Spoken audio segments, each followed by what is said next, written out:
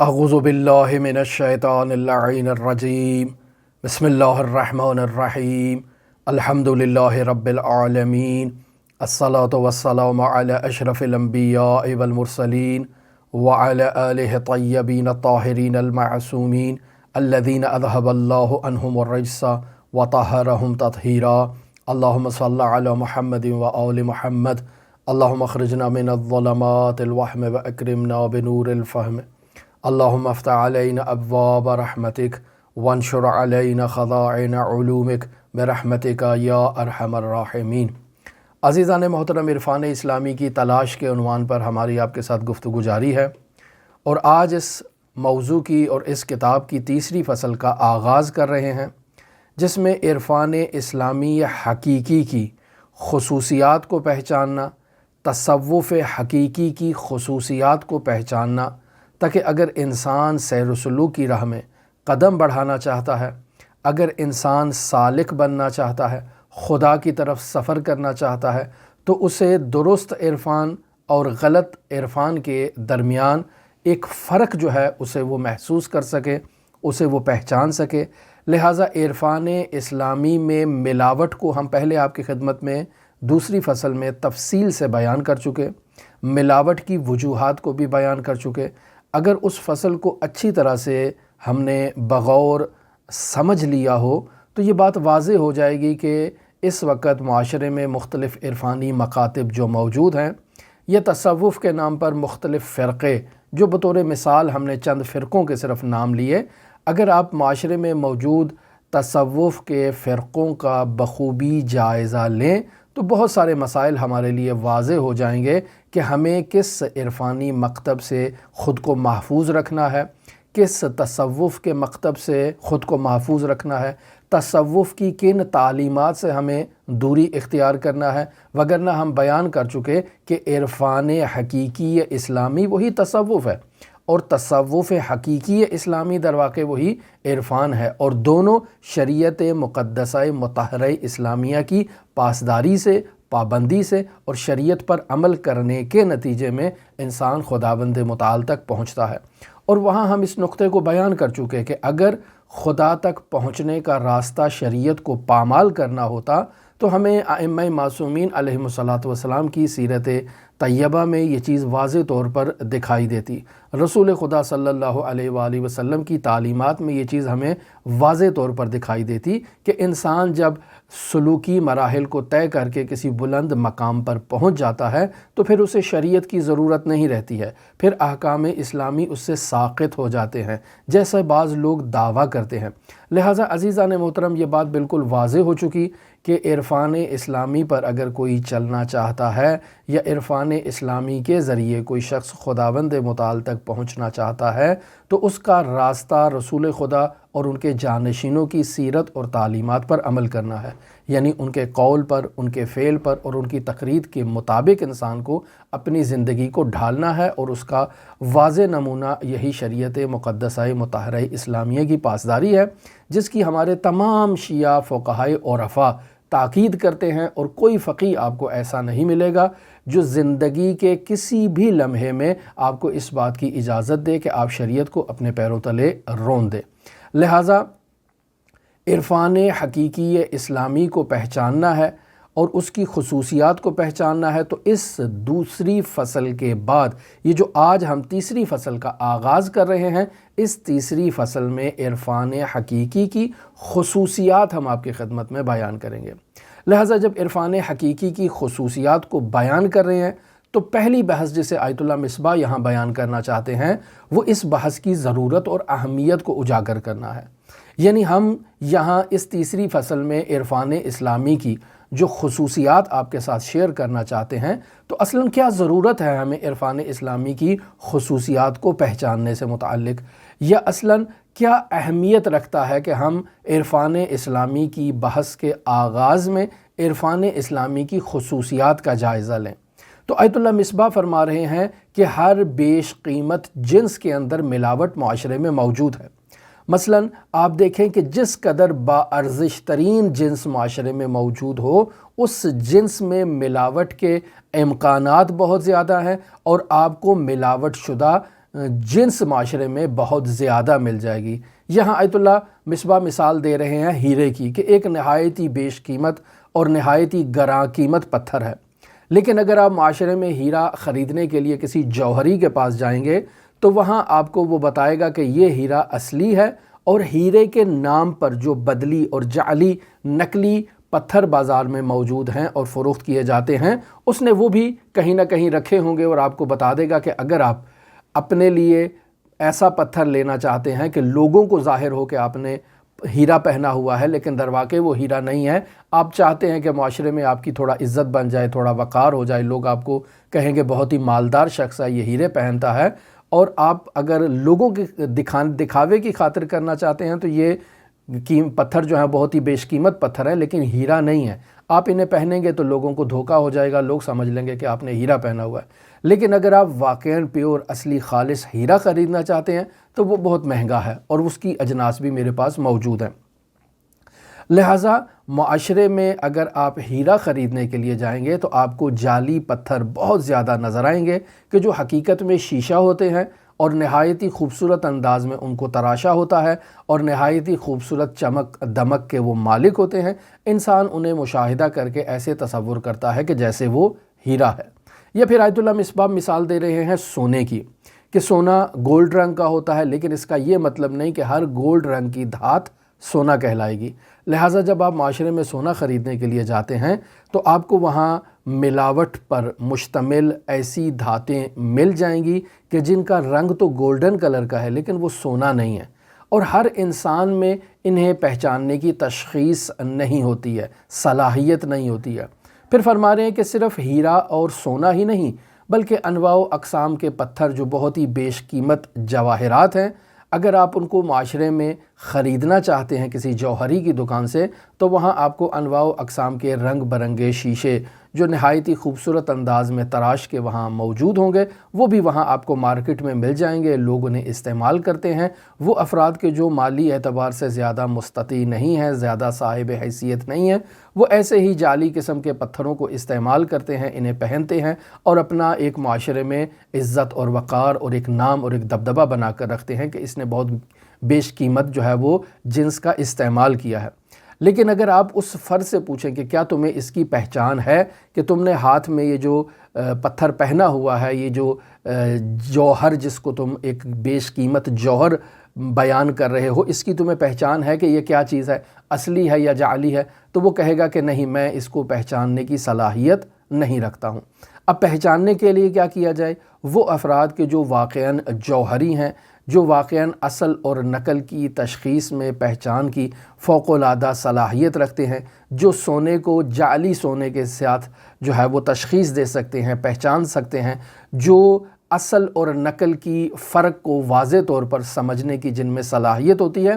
वो बयान कर सकते हैं कि असली हीरा कौन सा है, नकली हीरा कौन सा है, असली सोना कौन सा है, नकली सोना कौन सा है, और अगर सोने में नाखालिसी पाई जाती है तो किस फ़ीसद मिकदार में नाखालिसी मौजूद है। ये सिर्फ़ वही अफराद बता सकते हैं, मेरे जैसे या आप जैसे, जो अफराद इन चीज़ों की महारत नहीं रखते, जो ज़रगरी के काम से वाक़फ़ियत नहीं रखते हैं, वो अगर तशख़ीस देना चाहें तो उनको इन चीज़ों का इल्म नहीं होगा। लिहाजा ऐसे में बतौर मामूल माशरे के अंदर अफराद यही मशवरा देते हैं कि वो अफराद के जो बेशकीमत धातों की पहचान की सलाहियत नहीं रखते हैं, अगर वो ऐसी धातों को ख़रीदना चाहते हैं तो बेहतर है किसी माहिर शख्स के पास वो जाएं और किसी माहिर शख्स की रहनुमाई से जाकर वो किसी दुकान से ख़रीदारी करें, या किसी ऐसे मोतबर मुस्तनद दुकानदार के पास जाएं कि जिस पर इंसान को एतमाद हो कि वो इंसान के साथ धोखा नहीं करेगा और इंसान उससे जाकर उन चीज़ों को ख़रीदारी करे। इस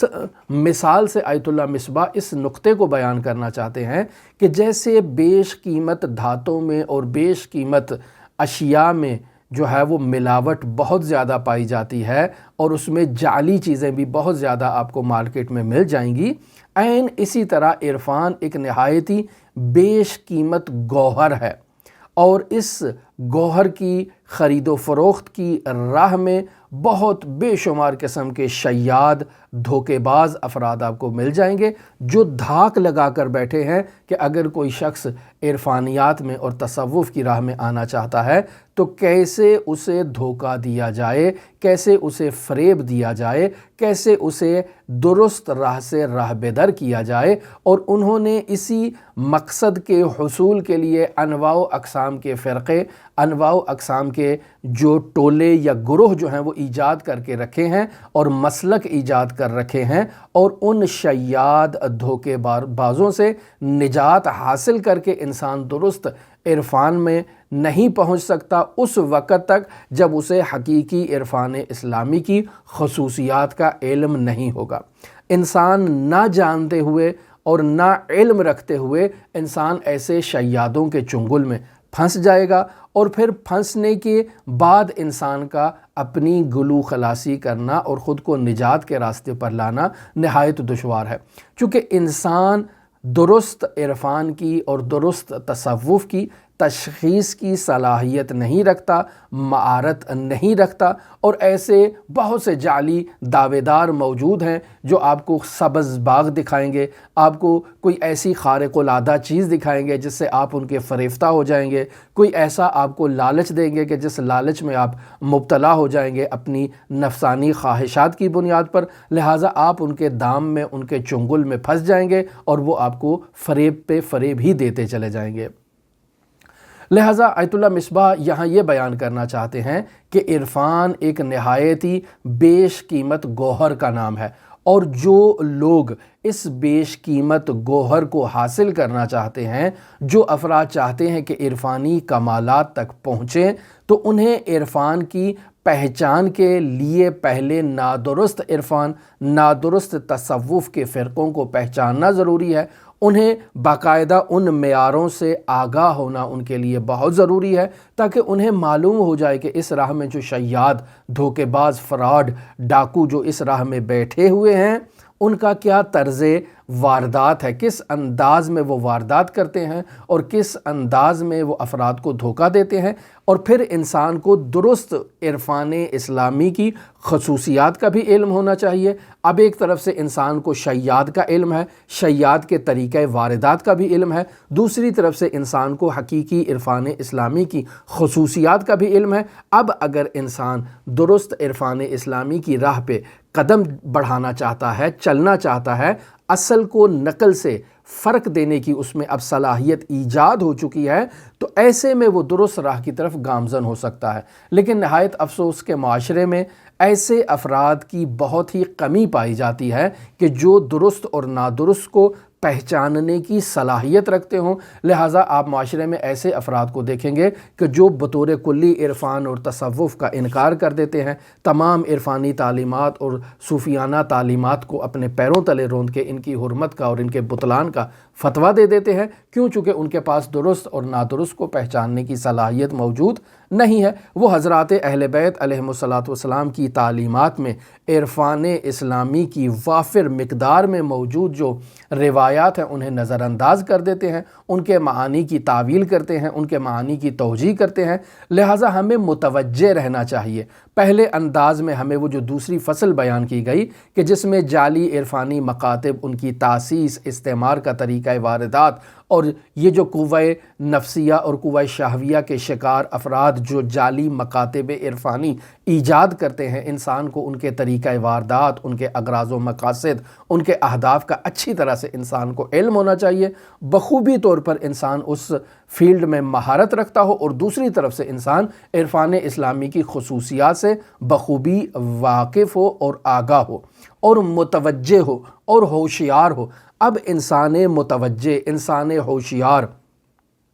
اگر چاہتا ہے عرفان اسلامی کی راہ پر قدم رکھنا، اگر یہ انسان چاہتا ہے کہ عرفانی انسانی تکامل کی حقیقت کو درک کر سکے، مطلوب اعلیٰ خداوند متعال تک یہ پہنچ سکے، اور انسان یہ چاہتا ہے کہ کمال کی حقیقت تک پہنچے، تو اس کا واحد اور واحد راستہ یہ ہے کہ انسان حقیقی عرفانی تعلیمات پر عمل کرے، اور وہ حقیقی عرفانی تعلیمات حضرات اہل بیت علیہم الصلاۃ والسلام کی سیرت و تعلیمات میں موجود ہیں، کہ جن پر ہمارے شیعہ فقہا نے عمل بھی کیا اور بلند ترین عرفانی مقامات پر بھی وہ فائز ہوئے۔ لہٰذا عرفان شیعی فقاہتی کو پہچاننا یہ بہت ہی ضروری ہے، ایسا عرفان کہ جو شریعت کو مبنا بنا کر، شریعت کو اساس بنا کر، شریعت کو بنیاد بنا کر حضرات اہل بیت علیہم الصلاۃ والسلام کی سیرت و تعلیمات کے مطابق سلوک کرتے ہوئے خداوند متعال تک پہنچتا ہے۔ پس عزیزان محترم، یہ مسئلہ نہایت اہمیت رکھتا ہے۔ اسی اہمیت کو مد نظر رکھتے ہوئے آیت اللہ مصباح نے یہاں تیسری فصل جو باقاعدہ آغاز کیا ہے ہمارے لیے، وہ یہی عرفان اسلامی حقیقی کی خصوصیات کو ہمارے سامنے بیان کرنا ہے۔ لہٰذا فرماتے ہیں کہ وہ افراد کہ جو اس نام سے پہچانے جاتے ہیں معاشرے میں، یعنی آپ نے دیکھا کہ فلاں شخص ہے، اس کو بھی کہا جا رہا ہے عارف، فلاں شخص بھی ہے، اس کو بھی کہا جا رہا ہے عارف باللہ، عارف کامل، اور وہ بہت جو ہے وہ چوڑا ہو رہا ہے، اپنا سینہ پھیلا رہا ہے کہ میرے نام کے ساتھ عارف کامل، مرشد کامل، پیر طریقت، اور پتہ نہیں کیا عجیب و غریب قسم کے القاب میرے نام کے ساتھ استعمال ہو رہے ہیں، اور وہ خوش ہو رہا ہے، اور مرید بھی بڑی خوشی کے ساتھ جو ہے وہ پیر طریقت کا نام جو ہے وہ اپنی زبان پر لیتے ہیں۔ تو جب انسان کو معلوم ہے کہ یہاں بہت سے ایسے افراد معاشرے میں موجود ہیں کہ جو بہت بڑا نام رکھتے ہیں، بہت بڑا رتبہ رکھتے ہیں، بہت بڑے بڑے ان کے ساتھ القاب استعمال ہوتے ہیں، آیا یہ افراد ہمیں درست عرفان اسلامی کی طرف رہنمائی کریں گے یا رہنمائی نہیں کریں گے؟ آیا عرفان زلال کہ جو انسان کی روحانیت اور انسان کی معنویت کو کمال تک پہنچانے میں اور انسان کو حقیقت عرفان پر عمل کرنے کے نتیجے میں اعلیٰ ترین مقامات پر فائز کرنے میں جو مدد کرتا ہے، آیا یہ وہ افراد وہی ہیں یا یہ افراد در واقع معاشرے میں موجود شیاد ہیں کہ جنہوں نے اپنے ناموں کے ساتھ بہت ہی القاب استعمال کر رکھے ہیں اور انسان کو معلوم نہیں ہے؟ یہاں آیت اللہ مصباح ایک مثال دیتے ہیں۔ آیت اللہ مصباح یہاں یہ فرماتے ہیں کہ دیکھیں عزیزان محترم، قرآن مجید ایک عالی ترین حقیقت ہے۔ قرآن مجید ایک ایسی حقیقت ہے کہ جو خالص نور پر مشتمل ہے، لیکن ایسا نہیں ہے کہ ہمارے گھروں میں جو قرآن موجود ہے کہ بس اوقات ہمیں یہ سعادت مل جاتی ہے کہ ہم اس کو اٹھا کر اس سے چند آیات کی تلاوت بھی کر لیتے ہیں۔ ایسا ہرگز نہیں ہے کہ یہ نور جو سراپا نور ہمارے گھروں میں موجود ہے، اس کو تلاوت کرنے سے ہم نورانی ہو جائیں گے، ایسا ہرگز نہیں ہے عزیزان محترم۔ لہٰذا ہر انسان قرآن مجید کی نورانیت کی حقیقت سے منور نہیں ہوتا ہے۔ ہر انسان جس کے گھر میں قرآن ہے، وہ اس قرآن سے جو سراپا نور ہے اس کی نورانیت سے فیضیاب نہیں ہو سکتا ہے۔ اور اگر افراد فیضیاب ہو رہے ہیں تو ایسا نہیں ہے کہ سب ایک ہی انداز میں قرآن مجید سے فیضیاب ہو رہے ہوں۔ مثلا میں نے قرآن مجید کی تلاوت کی، میرے بچوں نے قرآن مجید کی تلاوت کی، میرے والدین نے قرآن مجید کی تلاوت کی، اور اگر ہم سیم آیت ہی کی تلاوت کریں تو جو فیض اس آیت کی تلاوت سے ہمارے والد کو ملا، مجھے ملا، میری اولاد کو ملا، وہ فیض یکساں عزیزان محترم ہرگز نہیں ہوتا ہے۔ حالانکہ قرآن وہی ہے، آیت وہی ہے، نور وہی ہے، لیکن قرأت کرنے والے کو وہ فیض نہیں مل رہا ہے۔ اس نقطے کی طرف آیت اللہ مصباح یہاں در واقع اشارہ کرنا چاہ رہے ہیں اور ہمیں اس بات کی تعلیم دینا چاہ رہے ہیں کہ عزیزان محترم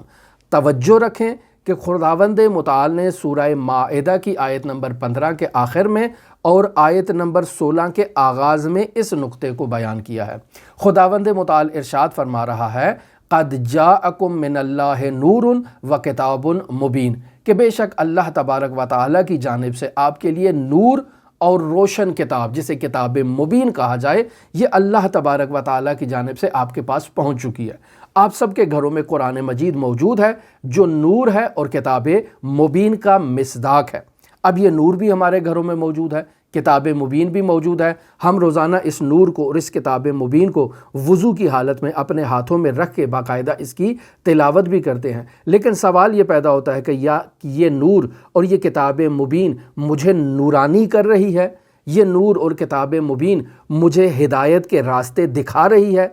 یا جو راستے ہدایت کے مجھے دکھا رہی ہے میرے بچوں کو یا میرے والدین کو بھی وہی راستے دکھا رہی ہے، یا نہیں میرا فائدہ لینا، میرا نورانی ہونا اور میرا اس کتاب الہی کی کہ جو کتاب نور ہے، جو کتاب مبین ہے، میرا اس کی تلاوت سے جو فیض حاصل کرنا ہے وہ متفاوت ہے اس فیض سے کہ جو میرے والدین حاصل کر رہے ہیں یا میرے بچے حاصل کر رہے ہیں۔ لہٰذا خداوند متعال سورہ مائدہ کی آیت نمبر 16 میں ارشاد فرماتا ہے یہدی بہ اللہ من اتبع رضوانہ سبل السلام، یعنی خداوند متعال اس نقطے کی طرف اشارہ کرنا چاہ رہا ہے کہ اللہ اس کتاب کے ذریعے سے جو نور بھی ہے اور کتاب مبین بھی ہے، اللہ اس کتاب کے ذریعے سے ان لوگوں کی ہدایت کرے گا کہ جو اللہ کی خوشنودی کے لیے قدم بڑھاتے ہیں۔ تو جو اللہ کی خوشنودی کے لیے قدم بڑھاتے ہیں، اللہ انہی لوگوں کو صرف اور صرف اپنے امن و سلامتی کی راہوں کی طرف خدا ان کی ہدایت کرے گا۔ پس یہاں شرط کیا ہوئی؟ شرط یہ ہے کہ انسان اپنے تمام وجود کے ساتھ اللہ تبارک و تعالیٰ کی جانب قدم بڑھائے، اپنے تمام وجود کے ساتھ خداوند متعال کا تقرب حاصل کرنے کے لیے، جسے آپ کہتے ہیں قربتاً الی اللہ، اللہ کا تقرب حاصل کرنے کے لیے انسان جد و جہد کرے۔ اگر انسان کے وجود میں خلوص پایا جائے گا تو خداوند متعال اسے امن کے اور سلامتی کے راستوں کی طرف ہدایت کر دے گا۔ لہٰذا اس آیت میں واضح طور پر قرآن مجید سے استفادے کی بنیادی شرط کو بیان کیا گیا ہے۔ لہٰذا واضح طور پر انسان کو یہ بات معلوم ہوتی ہے کہ قرآن نور بھی ہے، کتاب مبین بھی ہے، لیکن اس نور اور کتاب مبین کی نورانیت سے ہر کسی کو فیض حاصل کرنے کی صلاحیت نہیں ہے۔ ہر کوئی اس نور سے نورانی نہیں ہوتا، ہر کوئی اس کتاب مبین کی تلاوت کرنے سے سبل السلام تک نہیں پہنچ پاتا ہے۔ پس کیا کیا جائے عزیزان محترم؟ یہاں واضح طور پر ہمیں اس بات کی طرف رہنمائی کی گئی ہے کہ اگر کوئی چاہتا ہے اس نور کے سے فیضیاب ہو کر خود کو نورانی کرنا چاہتا ہے تو اسے اللہ کی خوشنودی کی راہ میں قدم بڑھانا ہوگا، اسے اللہ کی راہ میں چلنا ہوگا، اللہ کی خوشنودی حاصل کرنا ہوگی۔ اگر اللہ کی راہ میں چلے گا، اللہ کی خوشنودی حاصل کرے گا، تب جا کر وہ یہ کہہ سکتا ہے کہ میں اس قرآن سے نور کو حاصل کر رہا ہوں۔ پس یہاں در واقع قرآن سے استفادے کی بنیادی شرط کو بیان کیا گیا ہے کہ اگر کوئی قرآن کے نور سے فیضیاب ہونا چاہتا ہے تو اللہ کی خوشنودی حاصل کرے۔ پس در واقع قرآن کے نور سے فیضیاب ہونا یہ در واقع فلسفی اصطلاح میں مقولہ تشکیک سے تعلق رکھتا ہے۔ ہر انسان اپنی جو صلاحیت ہے، جس صلاحیت کو بروئے کار لاتے ہوئے وہ اللہ کی خوشنودی کی راہ میں چل رہا ہے، اسی حساب سے، اسی مقدار سے اس شخص کا وجود جو ہے وہ قرآن کی تلاوت سے منور ہو جائے گا۔ لیکن اگر کوئی شخص جو ہے وہ اللہ کی خوشنودی کی راہ پر گامزن نہیں ہے تو آیا ایسا شخص بھی قرآن کے نور سے فیضیاب ہوگا؟ نہیں عزیزان محترم، اگر یہ شرط نہیں پائی جاتی ہے تو یہ قرآن اس کی ہدایت کا باعث نہیں بنے گا، یہ قرآن اس کی نورانیت کا باعث نہیں بنے گا۔ نہ صرف یہ کہ ہدایت کا باعث نہیں بنے گا، نہ صرف یہ کہ نورانیت کا باعث نہیں بنے گا، بلکہ اس کے لیے نتیجہ اپوزٹ اور بالکل برعکس ہوگا۔ یہ قرآن مجید کی تلاوت کر رہا ہے اور قرآن اس کو ضلالت اور گمراہی کی طرف جو ہے وہ رہنمائی کر رہا ہے، اور یہ شخص گمراہ سے گمراہ تر ہوتا جا رہا ہے۔ پس یہی قرآن جو دوسروں کے لیے نور ہے، یہی قرآن جو دوسروں کے لیے ہدایت ہے ان لوگوں کے لیے کہ جو اللہ کی خوشنودی کی راہ پر چل رہے ہیں۔ وہ افراد جو اللہ کی خوشنودی کی راہ پر نہیں چل رہے، یہ قرآن ان کے لیے نہ تو نور ہے نہ ہی ان کے لیے ہدایت کا وسیلہ بنے گا۔ لہٰذا خداوند متعال سورہ اسراء کی آیت نمبر 82 میں اس نقطے کی طرف اشارہ فرما رہا ہے اور ارشاد فرماتا ہے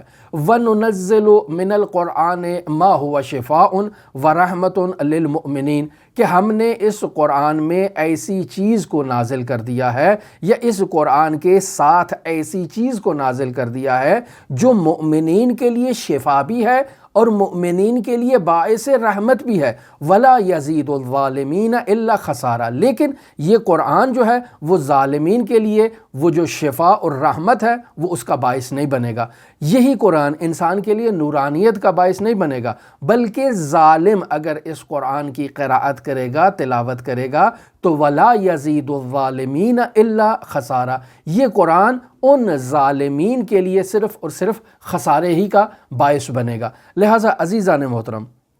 در واقع اس آیت میں دو نہایت اہم ترین اخلاقی خصوصیات کو بیان کیا گیا ہے۔ پہلی خصوصیت ہے تخلیہ کرنا، یعنی علم اخلاق میں بیان کیا جاتا ہے کہ انسان خود کو اخلاقی بیماریوں سے نجات عطا کرے، انسان خود کو شفا عطا کرے، انسان اپنے نفس کو جلا بخشے، اپنے نفس کو رذائل اخلاقی سے پاکیزہ کرے، اپنے نفس کو طیب و طاہر کرے، یعنی اپنے گھر کو آلودگیوں سے پاک و پاکیزہ رکھے۔ اب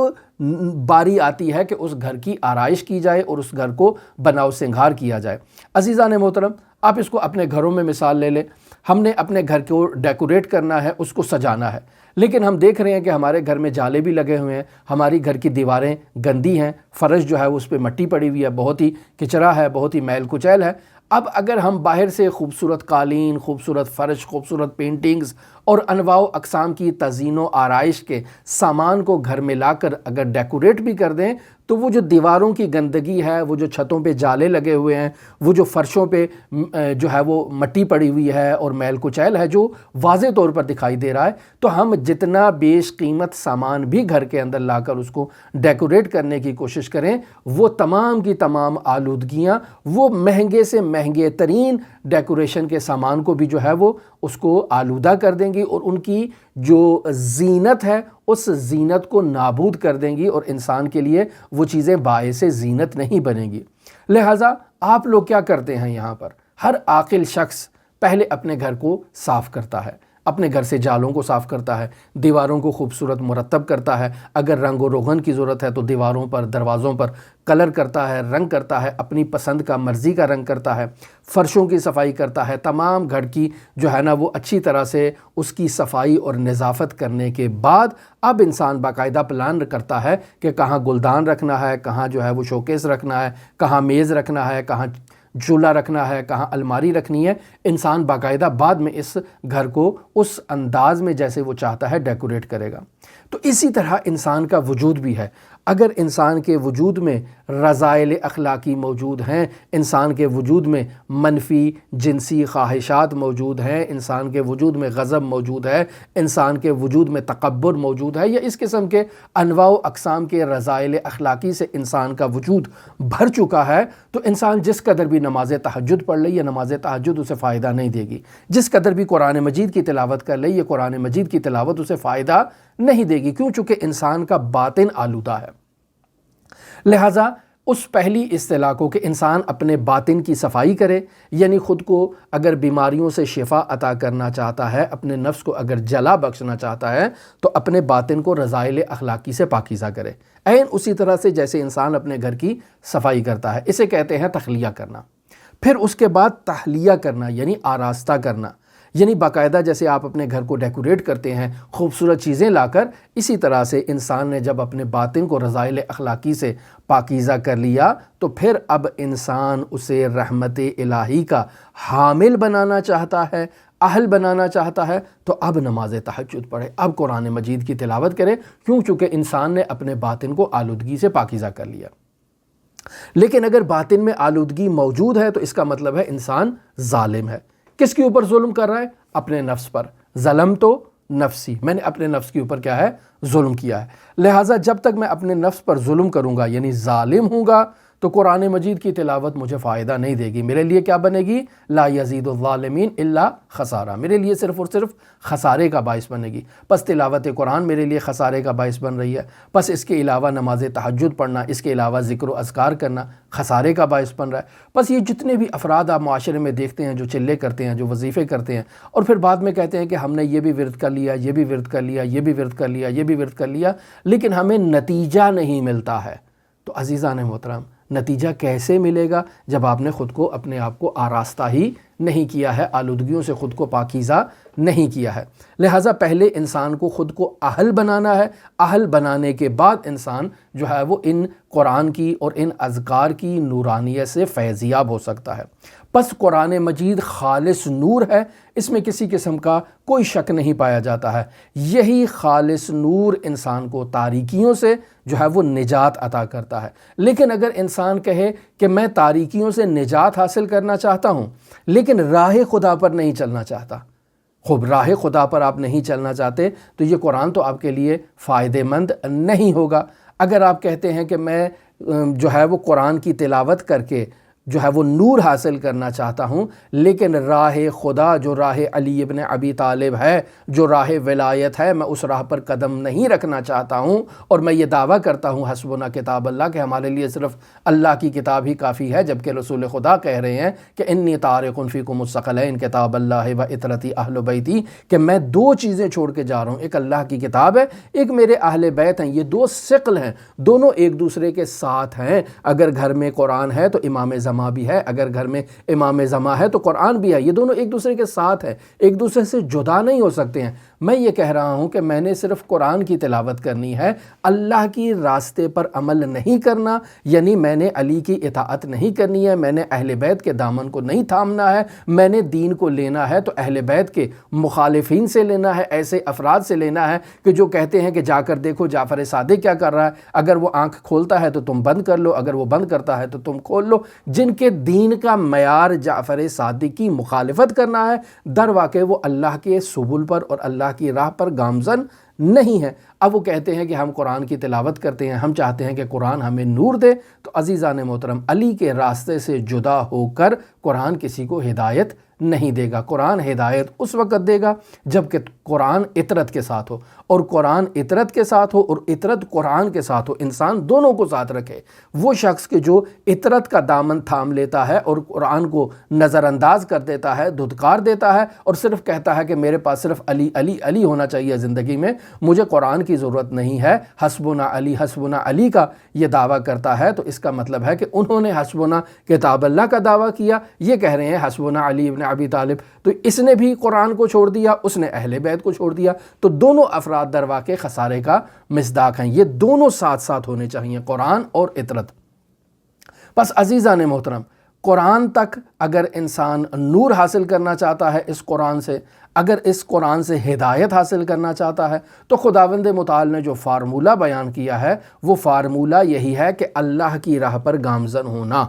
اگر انسان اللہ کی راہ پر گامزن ہوگا، اللہ کی راہ پر قدم بڑھائے گا، تو اللہ اس کے لیے اپنی سبل السلام کے راستے بتا دے گا، اللہ تبارک و تعالی اسے بلندیوں تک پہنچائے گا۔ لیکن اگر انسان کے مقاصد پست ہوں، انسان کی نیتیں پست ہوں، انسان کی نیتوں میں کھوٹ پایا جائے اور پھر وہ کہے کہ وہ خدا تک پہنچنا چاہتا ہے، وہ کمال حاصل کرنا چاہتا ہے، وہ قرآن کے ذریعے کمال حاصل کرنا چاہتا ہے، تو عزیزان محترم قرآن اس کو کمال عطا نہیں کرے گا، وہ نہ اللہ تک پہنچے گا، اور اگر اللہ کے اولیاء کو بھی تلاش کرے گا تو اپنے پست دنیاوی مقاصد کے حصول کے لیے۔ پس نہ تو قرآن اس کو نورانیت عطا کرے گا اور نہ ہی قرآن مائنس کر کے اولیاء الہی اس کو نورانیت عطا کریں گے، چونکہ ثقلین دونوں ہمیشہ ایک دوسرے کے ساتھ ہیں۔ پس ہمیں اس بات کا خیال رکھنا ہے کہ اگر سیر و سلوک کی راہ میں بہت بڑے بڑے القاب پر مشتمل ہمارے سامنے مرشد کامل آ جائیں،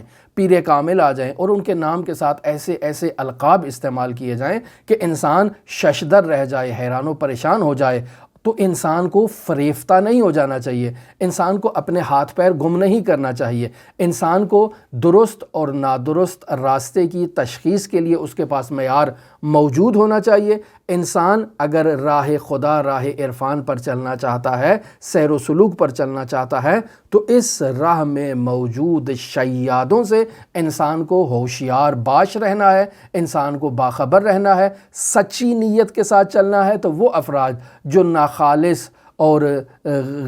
جھوٹی نیت کے ساتھ اس راہ میں موجود ہیں، انسان کو ان سے خود کو بچا کے رکھنا ہے۔ واقفیت عرفان حقیقی کے ذریعے سے ہی انسان جھوٹے مدعیوں اور جھوٹے دعوے داروں کے جال سے خود کو بچا سکتا ہے، ان کے چنگل سے خود کو محفوظ رکھ سکتا ہے، اور سیر اللہ کی طرف تبھی انسان گامزن ہو سکتا ہے۔ لیکن اگر انسان ان دو یعنی دوسری فصل اور تیسری فصل کو اچھی طرح سے نہیں پہچانے گا تو پھر ایسے انسان کے لیے گمراہی اور ایسے انسان کے لیے انحراف کے راستے میں گرفتار ہونے کے چانسز بہت زیادہ ہیں۔ بس یہاں خلاصے کے طور پر میں بیان کروں کہ آیت اللہ مصباح بتا رہے ہیں کہ یہ جتنے بھی دلائل میں نے ابھی آپ کی خدمت میں آیت اللہ مصباح سے نقل کیے ہیں، تو آیت اللہ مصباح فرما رہے ہیں کہ یہ تمام دلائل اس بات کی طرف ہمیں جو ہے وہ ابھارتے ہیں کہ عرفان حقیقی کے لیے جو علامات ہیں، جو خصوصیات ہیں، جو اس کے معیار ہیں، ان پر بحث کرنا نہایتی اہمیت رکھتا ہے اور نہایتی ضروری ہے، تاکہ انسان کہیں گمراہی میں جو ہے وہ گرفتار نہ ہو جائے۔ وہ انسان جس میں جوش ہے، جس میں ولولہ ہے، جس میں جذبہ ہے خداوند متعال تک پہنچنے کے لیے، جس میں ایک لگن پائی جاتی ہے، اور جو خدا تک پہنچنا چاہتا ہے، وہ اس راہ میں چھپے ہوئے شیادوں سے خود کو محفوظ رکھنے کے لیے وہ ان چیزوں کو اچھی طرح سے سمجھ لے، تاکہ اس راہ پر جب وہ قدم رکھے تو وہ نہایتی مطمئن انداز میں کمال تک پہنچ سکے اور اسے کوئی دھوکہ اور فریب نہ دے سکے۔ لہٰذا ہم نے اس فصل کا آغاز کیا ہے اور اس کے موضوعات رفتہ رفتہ آپ کی خدمت میں بیان کرتے ہیں۔ ہماری دعا ہے کہ خداوند متعال ہمیں درست انداز میں ان معارف کو سمجھنے کی توفیق عطا فرمائے۔ خداوند متعال کے حضور دعا گو ہیں کہ حضرت امام زمان عجل اللہ تعالی فرجہ الشریف کے ظہور میں تعجیل فرمائے، ہمیں ان کے اصحاب و اعوان و انصار میں شمار فرمائے۔ آپ تمام عزیزان کے لیے امام الرؤوف کی بارگاہ میں دعا گو ہیں۔ اللہم صلی علی محمد و آل محمد وعجل فرج قائم آل محمد۔